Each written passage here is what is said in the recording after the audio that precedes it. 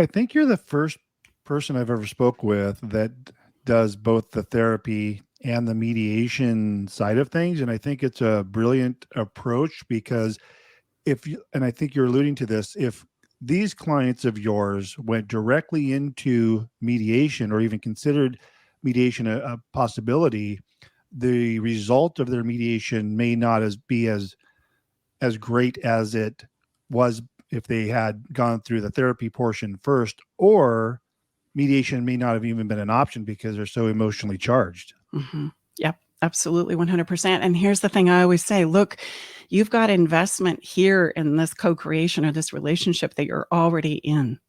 Why not get all the return on that investment, time, effort, and energy that you possibly can? Because what you need to learn now is going to be what you need to learn later anyway. So why not practice between the two of you and see where it takes you, right? Why not do that?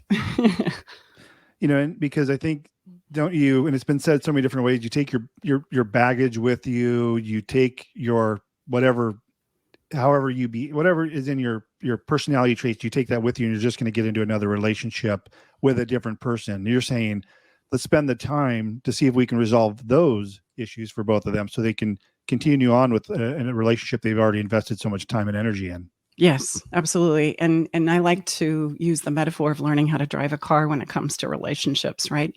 The learning about it and the doing it are very different.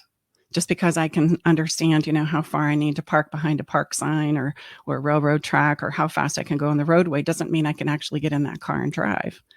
And the same is true with relationships. There's the learning part and then there's the practice part. And those two things are not the same. And we need to be able to practice having the conversations, emotionally regulating ourselves, understanding the listening part. There's so many parts and pieces that we just think we know and that we're good at. And then we can't figure out why it is we keep replicating it in our relationships. And if I may, I just want to say the reason why romantic relationships or intimate relationships with a partner are the most challenging relationships that we have is because that's where we have the most risk as a human being. And so there's this idea that we're going to find our perfect person and we're going to fall in love and then everything is going to go very smoothly.